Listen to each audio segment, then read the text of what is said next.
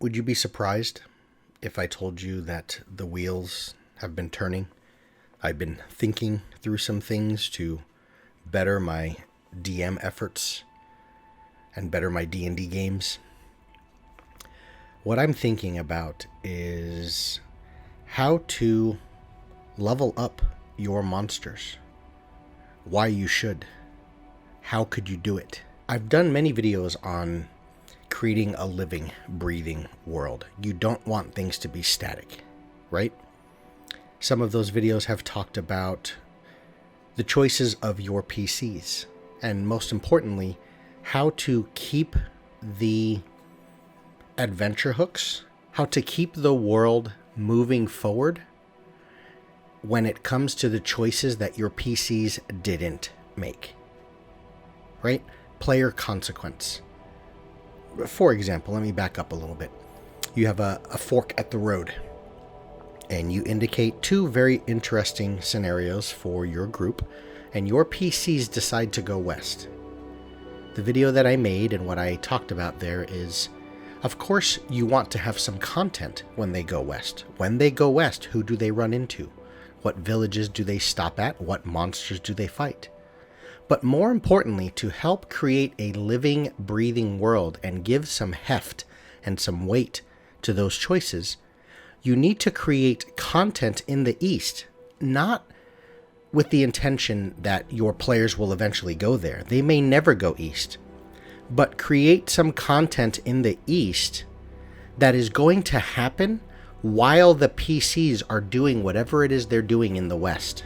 Despite the coolness of all of that, that's not what today's video is about. It's similar, though. It leans into this living, breathing world. And where the wheels were turning and what got me thinking is, why don't monsters level up? When your PCs first encounter those orcs, when they first encounter that orc tribe, we open up the monster manual, and they fight the orcs sort of bog standard as written. I just made a video about how wonky the CR system is and gave you some food for thought as to what things you might want to change. But for the most part, we are going to run, as Dungeon Masters, we often will run those orcs as written in the monster manual. And then what happens is, as your group levels up, especially when they get into, if orcs are tier 1 of gameplay, when your group reaches level 10 and above, we stop looking at orcs, we stop looking at goblins and kobolds and all the lower level things, right? Because those encounters are trivial. They no longer pose a threat to the group. But here's the thesis, if you will, or the overall premise of this entire video. Let's say it takes your PCs a year of in-game time. You are tracking a calendar, right? I think I've mentioned how important it is to keep track of time in your world.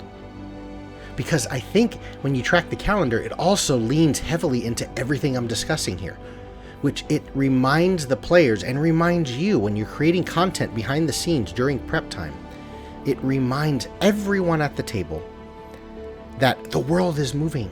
If you look at it as before your PCs enter the world, before they've made characters and you have session 0 and you say, hey guys, we're playing in Eberron, we're playing in Ravnica, the world is currently in stasis. Nothing's moving yet. Nothing is happening. But the moment your PCs step foot onto the world, the moment you say those wonderful lines of, each of you make your way to the north at the meeting point where you are summoned, and so on. And you go into character descriptions. Hey, go ahead and explain what your barbarian looks like as they walk into the tavern. Barbarian, you see 2 halflings sitting over at the table. You guys, go ahead and explain what your characters look like. The moment that happens, the world is spinning. Even the spaces that the PCs can't see, everything outside of that tavern, outside of that little starting bubble, the machinations and the agendas of the bad guys, the good guys, the factions, the bid for power, the treachery, the civil war, all of these parts are moving simultaneously. So they may run into orcs at low level and run into that orc tribe as written in the monster manual. But as they go on and The orc tribe is no longer a central part of your story arc. And your PCs move on and they start fighting bigger and better things. And they start getting more loot, and they start involving themselves into the plot lines and the agendas of world-changing threats. And now the big target for the PCs is the ancient red dragon. But what happens is, what if you start to consider that when the PCs run into those orcs again, those orcs are stronger. The 11, 12-year-old orcs, the small children of the tribe that your PCs never even encountered, but they're there, right? Those small orcs have now grown up, so the orcs have doubled in number. So an encounter previously that was going to involve 7 orcs now has 14 orcs. Now this sounds like a very simple, obvious thing to do. If you want to challenge higher level PCs with lower level monsters, just double the quantity, right? But I'm talking about much more than that. I'd like to point you in the direction of a section in the Dungeon Master's Guide. So this is stuff that's already written, folks. Just really look into this and use it to add some crunch to the things at your table. There's a section on creating a new monster or modifying currently existing monsters. And there's a lot to chew through, and as indicated by my previous video on how screwed up the CR system is, when you wrangle yourself through these charts and these pages and pages, it's not going to be elegant. It's not going to be an easy fix, because you still need to do everything I talked about in that CR video. It's getting good traction. It's got over 200 views, which for someone like me and my low subscriber count, that's a lot of views. You really want to look into my how I think the CR system is screwed up video. Because at the end of it all, no matter what you do, you still want to chunk through those bullet points, through that list, and see how that monster relates to your particular group, the people that are actually going to be encountering that monster. But I really want you to look into that section in the DMG, because as your PCs have gone from level 1 through 9, in that time, their proficiency bonus has gone up. They've gone through a couple of ASIs, meaning that their stats have gone up. Their skills have gotten better.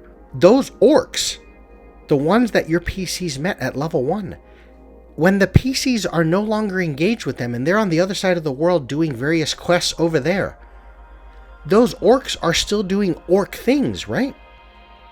And if you extrapolate that and you expand that into every single monster, every living, breathing thing in your world, this goes beyond just the agenda of your villain who's constantly moving forward in what it is they want to do.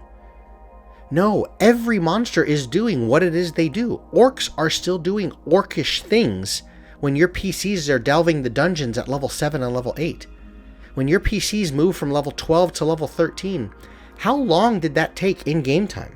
Maybe those orcs have raided and pillaged enough areas that they went beyond hamlets and small villages to they actually invaded a city and they broke into the dwarven vaults. So now some of those orcs, if you work through the DMG charts, have a higher attack bonus because some of them have magical weapons. The orc chief certainly does.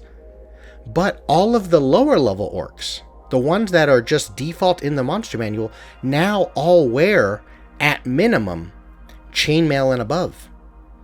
Some of their frontline troopers wear full plate, which changes their AC. So this isn't just to say, the point of the video is not just to say, make your monsters tougher so that you can keep using the range of monsters that are in the monster manual by just sort of arbitrarily saying they deal more damage. They're harder to hit. They have more hit points. Or even worse, which is, I don't want to say an elegant solution, but it's probably one of the simplest and more efficient solutions because the CR system sucks, of when you want lower level things to still challenge your higher level group, just double, triple the numbers, increase quantity. But now you have a little bit of reason for it.